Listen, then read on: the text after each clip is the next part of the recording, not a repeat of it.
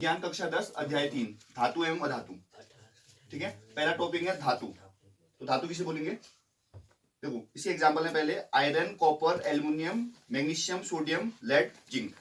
ठीक है, तो धातु की क्या क्या क्वालिटीज होती है? तो अपने शुद्ध रूप में धातु की सतह चमकदार होती है। शुद्ध रूप बोले तो जब उसमें अशुद्धियां ना हो तो वो कैसे होंगी? चमकदार होंगी, चमकेंगी। धातु के गुण को क्या बोलेंगे? धात्विक चमक बोलते हैं। अपने शुद्ध रूप में धातुएं चमकदार होती है, इस गुण को बोलते हैं धात्विक चमक। ठीक है, अगला है धातुएं सामान्यतः कठोर होती हैं। कठोरता इसका एक गुण है। प्रत्येक धातु की कठोरता अलग अलग होती है। धातु को पीट पीट कर पतली चादर बनाया जा सकता है। इस धातु गुणधर्म को आघातवर्तीयता बोलते हैं। ठीक है, आघातवर्तीयता किसे बोलते हैं? ये पूछा जाता है पेपर में।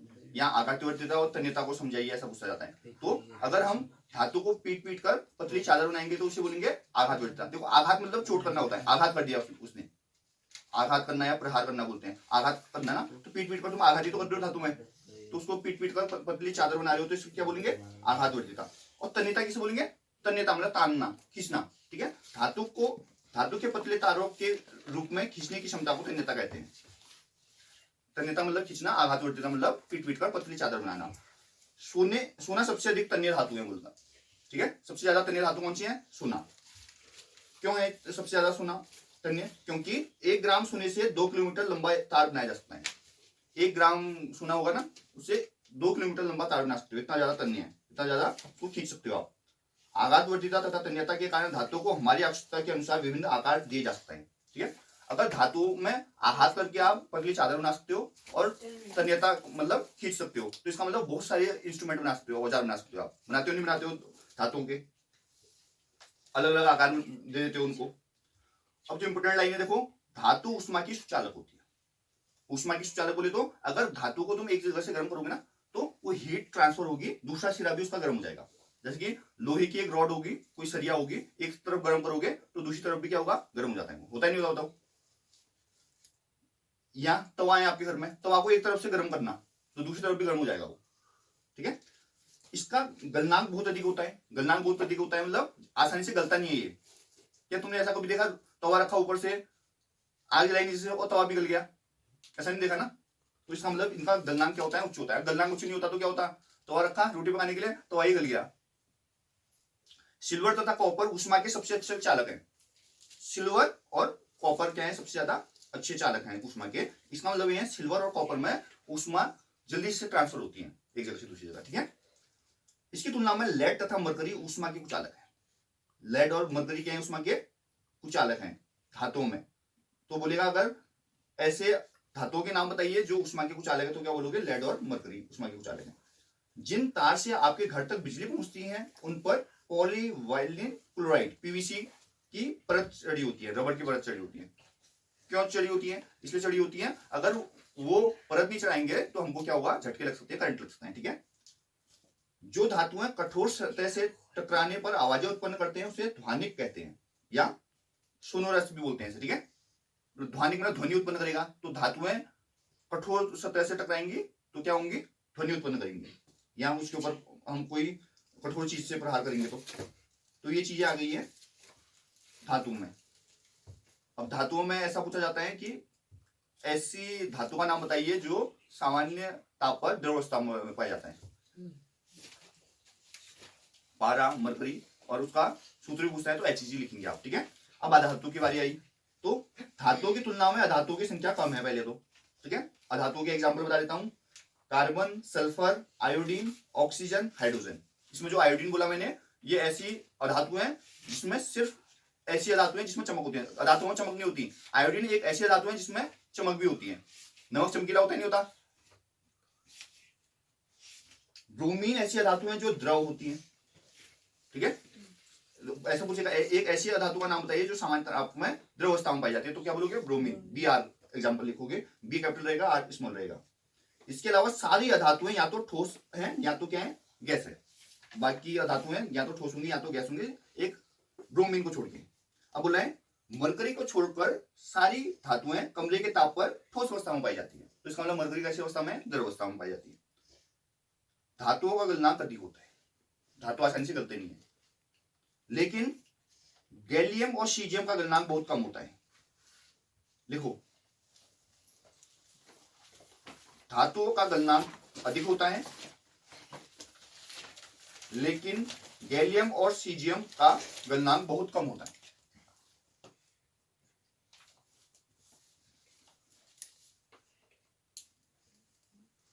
धातुओं का गलनांक अधिक होता है, लेकिन गैलियम और सीजियम का गलनांक बहुत कम होता है। जो जो बातें मैं बोलते जा रहा हूं, आपको अगर पता है तो कोई बात नहीं, नहीं तो अगर जो पता नहीं है वो तुरंत नोट करना है। गैलियम और सीजियम का गलनांक बहुत कम होता है। यदि आप अपनी हथेली पर इन दोनों धातुओं को रखेंगे तो ये पिघल जाएंगे। यदि आप अपनी हथेली पर इन दोनों धातुओं को रखेंगे तो ये क्या होंगे? पिघल जाएंगे।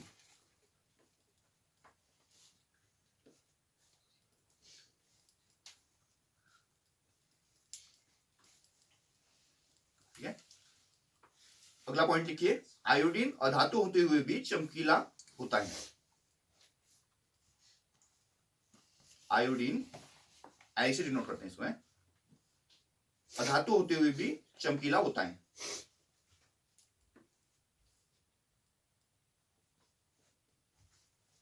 ठीक, हाँ अब सुनिए, देखो, कार्बन एक ऐसी अधातु है जो विभिन्न रूपों में विद्यमान रहती है।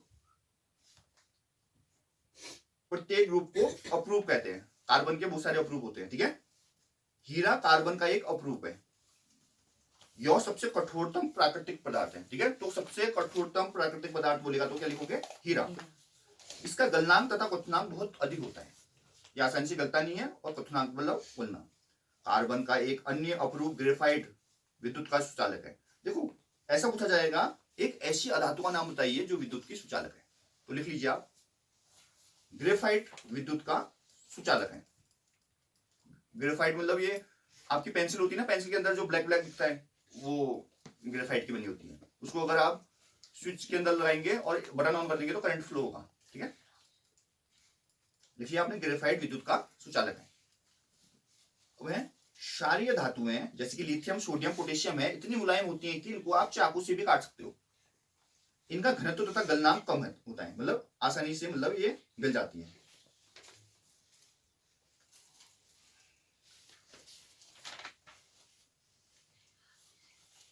अब आ गए हैं, देखो, धातु धातु हो गया, उभयधर्मी ऑक्साइड आ गए। ठीक है, उभयधर्मी ऑक्साइड किसे बोलेंगे? ऐसे धातु ऑक्साइड जो अम्ल तथा क्षार दोनों से अभिक्रिया करके लवण तथा जड़ बनाएंगे। ठीक है, आपने ऐसा पढ़ा हुआ कि अम्ल के संग क्षारीय तथा क्षार के संग अम्लीय व्यवहार करेंगे, ऐसा पढ़ा है ना? तो वो भी सेम है। ठीक है, मतलब कहने का अम्ल तथा क्षार दोनों से अभिक्रिया करेंगे ना ये। तो जब अम्ल के संग करेंगे तो क्षारीय करेंगे, क्षार के संग करेंगे तो अम्लीय करेंगे व्यवहार। ठीक है, उभयधर्मी ऑक्साइड कहलाएंगे। तो उभयधर्मी ऑक्साइड के एग्जाम्पल आते हैं, तो आप Al2O3 कर सकते हो, है ना, जिन्हें ऑक्साइड बोलते हैं।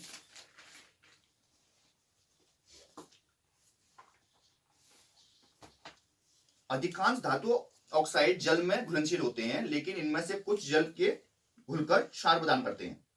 तो जो क्षार पदार्थ देंगे उनको क्षार बना देंगे, वो इसका मतलब क्षारीय ऑक्साइड हो जाएंगे वो।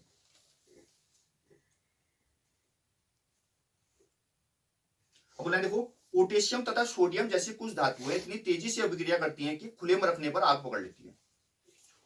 बोला जाता है कि आप सोडियम को आप केरोसिन में क्यों रखते हो? ठीक है, तो क्यों? क्योंकि ये इतनी ज्यादा अभिक्रियाशील होती है, उन्हें खुले रखने पर क्या होगा? आग पकड़ लेंगी। इसलिए इन्हें सुरक्षित रखने तथा आकस्मिक आग को रोकने के लिए केरोसिन में डुबोकर रखा जाता है। सामान्य ताप पर मैग्नीशियम, एल्युमिनियम, जिंक, लेड आदि जैसी धातुओं की सतह पर ऑक्साइड की परत चढ़ जाती है। ऑक्साइड की यह परत धातुओं को पुनः ऑक्सीकरण से सुरक्षा प्रदान करती है। ठीक है, यानी का मतलब ये है, अगर सामान्य ताप होगा तो मैग्नीशियम, एल्युमिनियम, जिंक और लेड ये धातुएं क्या करेंगी? इनकी सतह पर बाहरी परत पर एक परत बन जाएगी ऑक्साइड की, जिससे क्या होगा? ये दोबारा मतलब ऑक्सीकरण नहीं हो पाएगा इनका, दोबारा मतलब इनको जंग नहीं लगेगा, ये संचारित नहीं होंगे, ये समझ लो आप, है ना। परत लग गई है ना, एक बार परत लगी तो हो गया। अब आ गया अगला, एनोडीकरण। तो एनोडीकरण क्या होता है? एल्युमिनियम पर मोटी ऑक्साइड की परत बनने की प्रक्रिया है। लिख लो इसको, एनोडीकरण एल्युमिनियम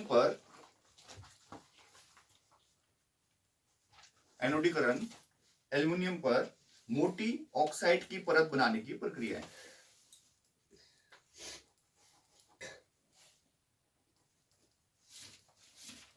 अब सुनना, वायु के संपर्क में आने पर एल्युमिनियम पर ऑक्साइड की परत का निर्माण होता है, ठीक है, क्योंकि वायुमंडल में पाई जाता है ऑक्सीजन। एल्युमिनियम ऑक्साइड की परत इसे संचारण से बच जाती है। एल्युमिनियम ऑक्साइड की परत बन गई तो फिर संचारित होने से बच जाएगा ये। इस परत का मोटा करके इसे संचारण से अधिक सुरक्षा प्रदान की जाती है। और मोटा कर दो इसकी परत को तो क्या होगा, संचारण से सुरक्षा प्रदान होगी, संचारित नहीं होगा। एनोडीकरण के लिए एल्युमिनियम की सतह एक साफ वस्तु को एनोड बनाकर तथा तनु संकुलित अम्ल के साथ इसका विद्युत अपघटन किया जाता है। एनोड पर उत्सर्जित ऑक्सीजन गैस एल्युमिनियम के साथ अभिक्रिया करके ऑक्साइड की एक मोटी परत बनाती है।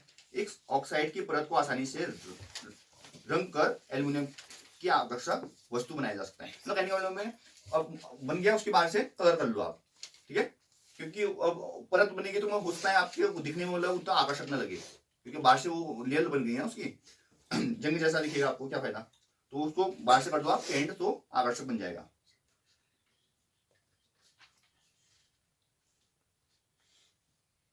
हाँ, तो अगला टॉपिक आ गया है एक्वारेजिया, अम्लराज भी बोलते हैं इसे, ठीक है। तो क्या होता है एक्वारेजिया, इसके 3:1 के अनुपात में सांद्र हाइड्रोक्लोरिक अम्ल तथा सांद्र नाइट्रिक अम्ल का ताजा मिश्रण है, ठीक है। सांद्र HCl तथा सांद्र HNO3 का 3:1 में बनाया गया ताजा मिश्रण है। यह गोल्ड को गला देता है, सोने को भी गला देता है, जबकि दोनों में से किसी अम्ल में अकेले यह क्षमता नहीं है। मतलब कहने का ये अगर सांद्र HCl को अकेले लेंगे या सांद्र HNO3 को अकेले लेंगे तो अकेले में ये गोल्ड को नहीं गला पाएगा। अगर इन दोनों को ही 3:1 के रेशियो में 3 किसका लेंगे, HCl का, सांद्र HCl का 3 अनुपात और सांद्र HNO3 का 1 अनुपात लेके मिक्सर बनाएंगे तो ये सोने को भी गला देगा, अकेले ये क्षमता नहीं है इसमें, ऐसा बता रहा है। एक्वारेजिया भवकता द्रव होने के कारण प्रबल संचारक है।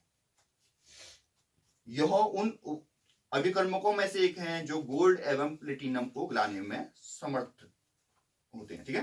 तो गोल्ड और प्लेटिनम दोनों को ये गला देता है, कौन, एक्वारेजिया यानी कि अम्लराज। अम्लराज आप सभी जानते हो।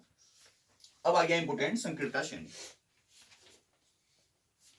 तो संक्रियता श्रेणी पेपर में आता है, यह क्या है, वह श्रेणी है जिसमें धातुओं की क्रियाशीलता को अवरोही क्रम में व्यवस्थित किया गया है। अवरोही मतलब घटते हुए क्रम में व्यवस्थित किया है। आप बोल सकते हो कि यह धातुओं की क्रियाशीलता के घटते हुए क्रम में एक श्रेणी बनाई गई है जिसे संक्रियता श्रेणी बोलते हैं, ठीक है। तो संक्रियता श्रेणी आपको पता होनी चाहिए, क्योंकि कौन किसको विस्थापित करेगा ये संक्रियता श्रेणी से ही पता चलता है, ठीक है। तो सबसे ऊपर क्या होता है, पोटेशियम होता है इसमें, पोटेशियम, ठीक है, ये। उसके बाद आता है सोडियम Na, उसके बाद आता है कैल्शियम, ठीक है। उसके बाद आता है मैग्नीशियम, नोट करना इसको। उसके बाद आता है एल्युमिनियम, फिर आता है zinc,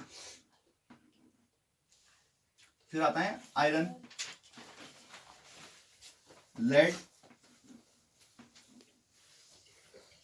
hydrogen, copper, mercury, silver और गोल्ड, ठीक है। ये नोट कीजिए, ये है संक्रियता श्रेणी, ठीक है। कहने का मतलब ये है जितना ऊपर होगा उतना ज्यादा ही सक्रिय होगा, मतलब उतना ज्यादा ही अभिक्रियाशील होगा। जितना नीचे आएगा, जैसे कि एयू है, एयू बोलते हैं गोल्ड को, सोने को, तो सोने को आप देखते हो कि इतनी जल्दी अभिक्रिया नहीं करता है, तभी तो आपके सोने के आभूषण मतलब सेफ रहते हैं। नहीं तो पता चला एक टाइम में आपने 2-3 तोले का बनाया, बाद में वो पता चला 1 ग्राम 2 ग्राम बच गया, साबु रंग अलग अलग के अभिक्रिया करके दूसरों से, ठीक है। तो क्या है, potassium, sodium, calcium, magnesium, aluminium, zinc, iron, lead, hydrogen, copper, पारा, सिल्वर और गोल्ड। ये कहने का मतलब ये श्रेणी क्या बताती है अपने को, ये बताती है, देखो जो ऊपर होगा ना वो ज्यादा अभिक्रियाशील होगा। अभी कभी अभिक्रिया हुई, किन्हीं 2 यौगिकों की अभिक्रिया हो रही है, ठीक है। जो अगर इनमें से जो ऊपर है ना वो क्या करेगा, वो विस्थापन अभिक्रिया में क्या करेगा, जो ऊपर जो होगा वो विस्थापित कर देगा दूसरे के आयन उसको, ठीक है। देखो आपने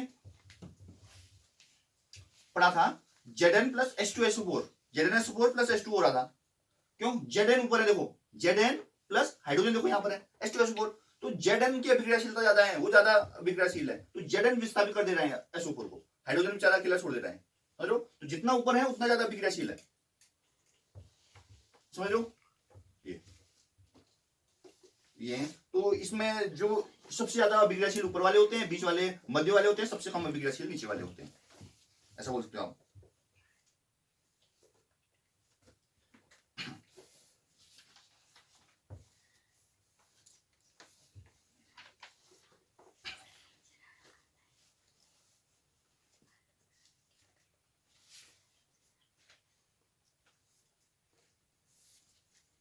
अब बोल रहे हैं जैसे सोडियम क्लोराइड का निर्माण कैसे होगा, ठीक है। तो सोडियम क्लोराइड का निर्माण कैसे होगा, NaCl बनता है, जैसे NaCl।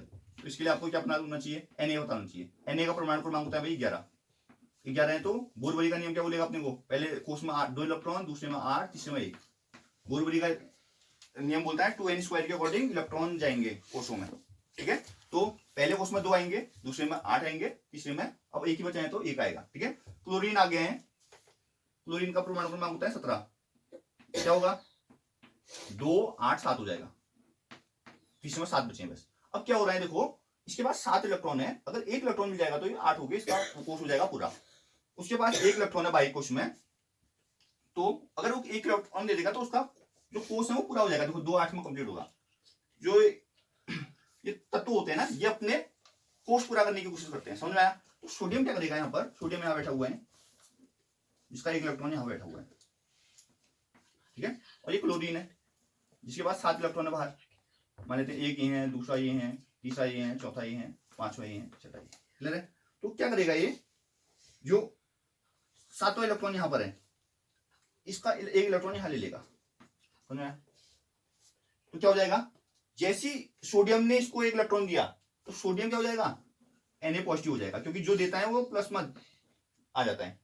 क्लोरीन ने ले लिया है तो क्लोरीन में माइनस आ जाएगा, क्योंकि वो ऋणी बन गया है, कर्ज ले लिया है उसने वो 1 इलेक्ट्रॉन, समझ लो। तो ऋण लिया ना, तो क्लोरीन क्या हो जाएगा, माइनस चार्ज आ जाएगा क्लोरीन के ऊपर, और जो सोडियम है उसके ऊपर प्लस चार्ज आ जाएगा, ठीक है। तो ये ऐसे क्या बोल सकते हो आप, सोडियम क्लोराइड का निर्माण हो गया, क्लियर है। अब है आयनिक यौगिकों के नियम, ठीक है। देखो आयनिक यौगिकों के क्या नियम होते हैं, देखो एक तो भौतिक प्रकृति समझिए, धन एवं आयनिक यौगिक में जिनमें आयंस लगे हैं, देखो ये आयंस लगे हैं ना, इन्हें धन एवं ऋण आयनों के बीच मजबूत आकर्षण बल के कारण आयनिक यौगिक ठोस एवं थोड़े कठोर होते हैं, ठीक है। देखो अब क्या हो गया है, इनमें आयंस लग चुके हैं। देखो आयंस तभी लगेंगे जब इनके कोष पूरे हो जाएंगे, उतने देते हैं जितने इसके इनको जितने देने होते हैं, मतलब ये इनका काम हो गया ना। देखो इसने 1 दे दिया तो ये क्या होता है, तुम सोच लोगे इसने 1 क्यों दिया यार, 1 कम पड़ गया इसका। इनका कोष स्टेबल हो चुका है, सोडियम है, पहले कोष में 2 इलेक्ट्रॉन आएंगे, दूसरे में 8 आएंगे,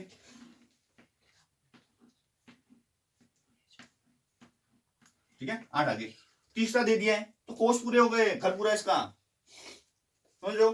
अब ये स्थायी हो चुका है, ऐसा है।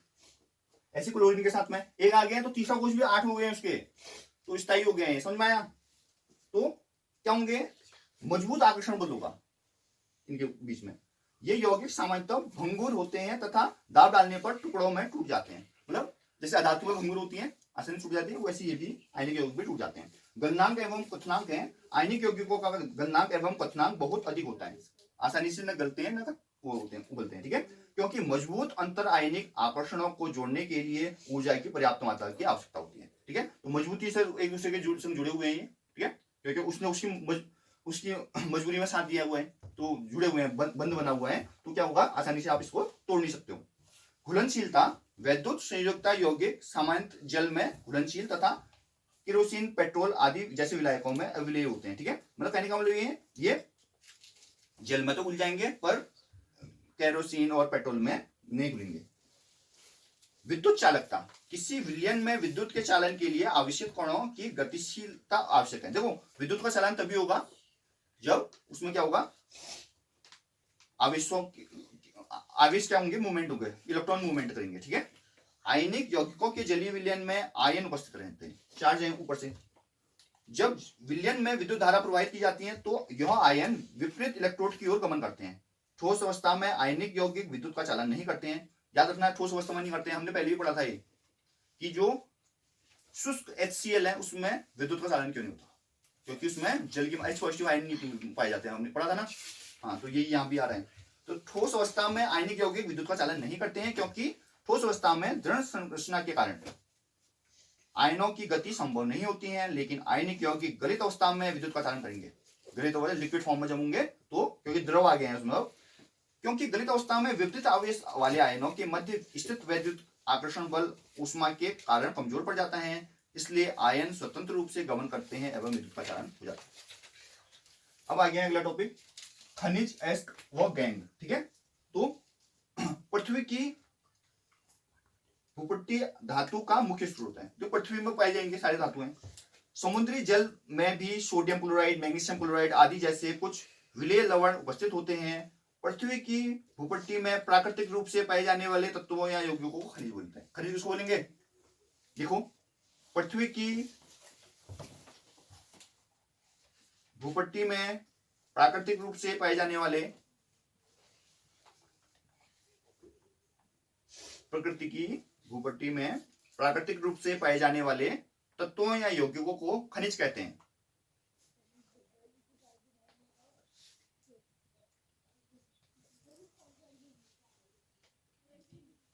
लिख लिया?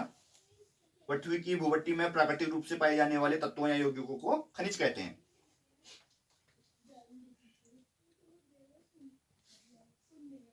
कुछ स्थानों पर खनिजों में कोई विशेष धातु काफी मात्रा में होती है। कुछ स्थानों पर खनिजों में कोई विशेष धातु काफी मात्रा में होती है।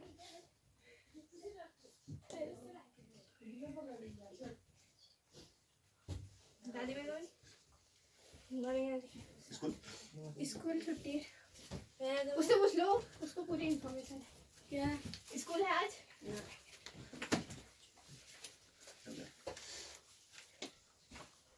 स्कूल नहीं जा रहे हो तुम लोग ना? छुट्टी है क्या है आज? ठीक है, आप लिखा कुछ स्थानों पर खनिजों में कोई विशेष, जिसे निकालना लाभकारी होता है। जिसको निकालोगे तो आप क्या होगा? लाभ होगा आपको, है ना, फायदेमंद रहेगा।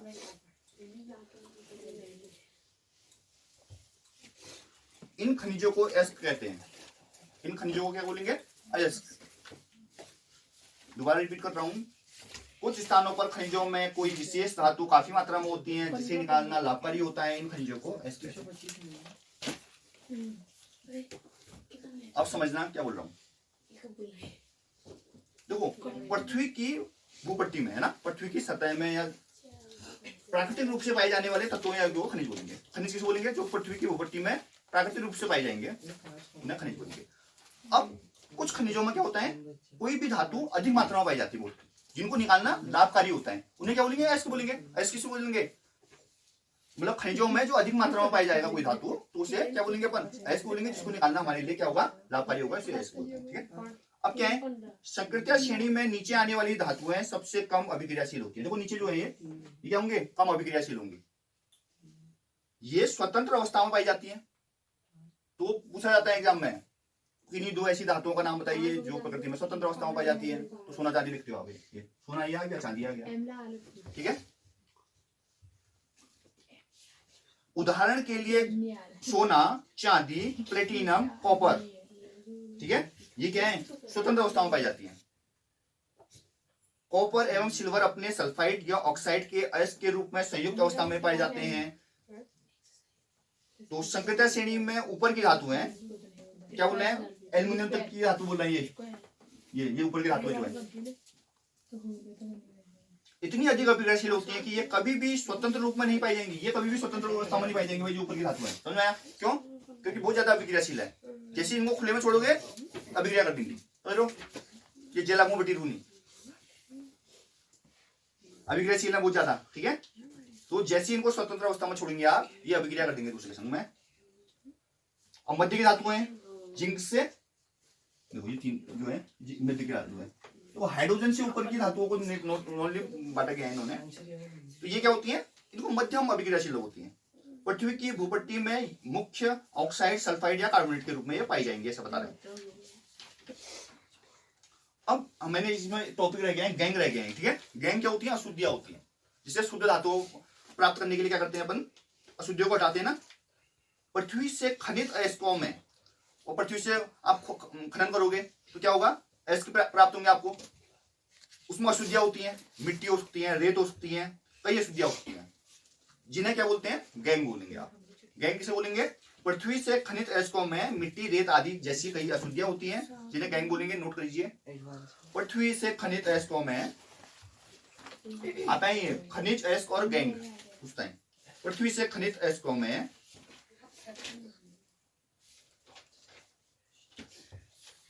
मिट्टी, रेत आदि जैसी कई अशुद्धियां होती हैं, जिन्हें गैंग बोलते हैं।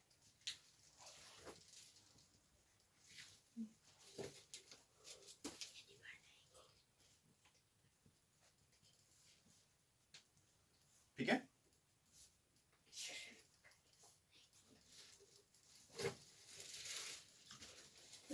ठीक है। अब देखिए, धातुओं से निष्कासन से पहले अयस्क से अशुद्धियां को हटाना आवश्यक है। ठीक है, धातु का निष्कासन कब होगा, धातु कब निकलेगी, जब उसमें से गंदगी हटाओगे तभी तो धातु निकलेगी। फिर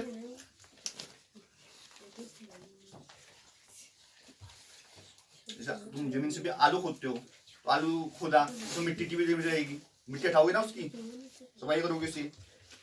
अयस्कों से गैंग को हटाने के लिए जिस प्रक्रिया का उपयोग करते हैं वे अयस्क एवं गैंग के भौतिक या रासायनिक गुणधर्मों पर आधारित है। कहने का मतलब ये है कि उसमें अशुद्धि क्या है और धातु कैसी है, उनको देखते हुए मतलब हम ढूंढने के कौन सा तरीका सही होगा, समझ लो। अगर जो अशुद्धि है वो जल में घुलनशील है, जल का यूज कर सकते हो आप। वो अशुद्धि अगर ताप में पिघल जाती है तो ताप दोगे, हवा में उड़ती है तो हवा दोगे, तो अलग अलग टेक्निक उनकी क्वालिटीज के अकॉर्डिंग करोगे आप, कि प्रकृति कैसी है भाई आपके अयस्क की और गैंग की, समझ रहा है। ऐसा नहीं हो कि दोनों ही ताप में घुलनशील है, हमने हीट दे दी तो गंदगी तो गुली, अशुद्धि तो गुली गुली, अयस्क भी तुम्हारा गुल गया, क्या मिला तुमको, कुछ नहीं मिला, खाली मेहनत लगी। तो ऐसा नहीं करते हैं। अब है बहुत इंपोर्टेंट टॉपिक जो हमेशा पूछा जा रहा है भाई, भर्जन एवं निस्तापन, मोस्ट इंपोर्टेंट टॉपिक है, नोट कीजिए। सल्फाइड एस्को को वायु की उपस्थिति में, सल्फाइड एस्को को वायु की उपस्थिति में अधिक ताप पर गर्म करने पर यह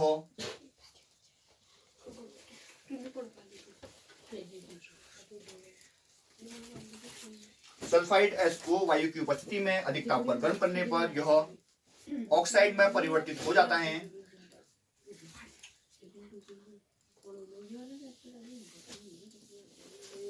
ऑक्साइड में परिवर्तित हो जाता है। इस प्रक्रिया को भर्जन कहते हैं।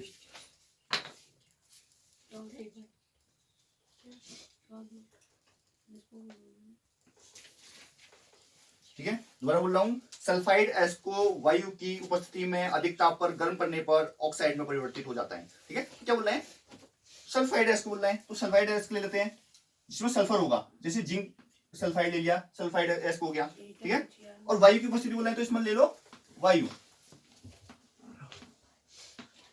क्या करो बोल रहे हैं, गर्म करो बोल रहे हैं, तो ताप दे दो इसमें, क्या होगा,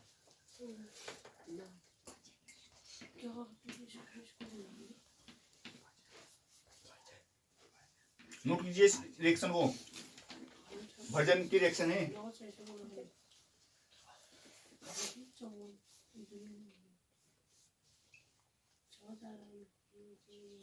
ठीक है, तो क्या बोला गया था इसमें, सल्फाइड एस्क को वायु की उपस्थिति में, समझ लीजिए, तो बोला गया था सल्फाइड एस्क को, तो सल्फाइड एस्क है वायु की उपस्थिति, वायु में ऑक्सीजन है, वायु की उपस्थिति हो गई है, गर्म करने पर तापन कर दिया आपने। सल्फाइड एस्क को वायु की उपस्थिति में अधिक ताप पर गर्म करने पर ऑक्साइड में परिवर्तित हो रहा है। देखो जिंक सल्फाइड था, सल्फाइड का इसका ऑक्साइड हो गया है। इसी प्रक्रिया को बोलेंगे अपन भर्जन बोलेंगे। अगला लिखिए निस्तापन के लिए, कार्बोनेट एस्क को, कार्बोनेट एस्क को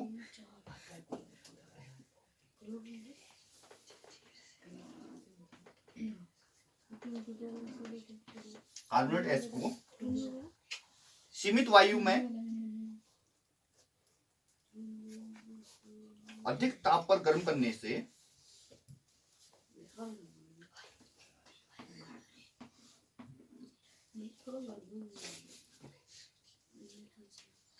यह ऑक्साइड में परिवर्तित हो जाता है।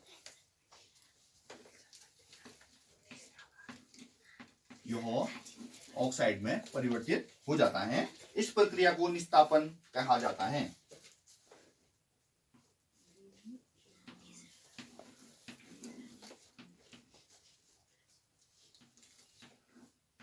ठीक है, दोबारा बोल रहा हूं, कार्बोनेट एस को सीमित वायु में अधिक ताप पर गर्म करने से यह ऑक्साइड में परिवर्तित हो जाता है, इसे निस्तापन बोलते हैं। सीमित वायु में गर्म करना बोले तो वायु की अनुपस्थिति में बोल सकते हो आप इसको। ठीक है, अब ध्यान दीजिए, थोड़ा सा समझ लीजिए रिएक्शन। देखो कार्बोनेट एस का है, कार्बोनेट एस का है ना, कार्बोनेट है, CO3 कार्बोनेट है। कार्बोनेट एस को वायु की सीमित मात्रा में ना अधिक ताप पर ताप दे दिया गर्म करने पर, जो क्या होता है ऑक्साइड हो गया है, ZnO हो गया है और CO2 हो गया है, तो ये ऑक्साइड बन गया है। तो इसी क्या बोलेंगे, निस्तापन बोलेंगे। रिएक्शन नोट कर लीजिएगा, पेपर में आता है रिएक्शन के साथ में पूछता है। रिएक्शन नहीं लिखोगे तो आधा ही नंबर मिलेगा, रिएक्शन लिखोगे तो पूरे नंबर मिलेंगे। रिएक्शन बहुत जरूरी है।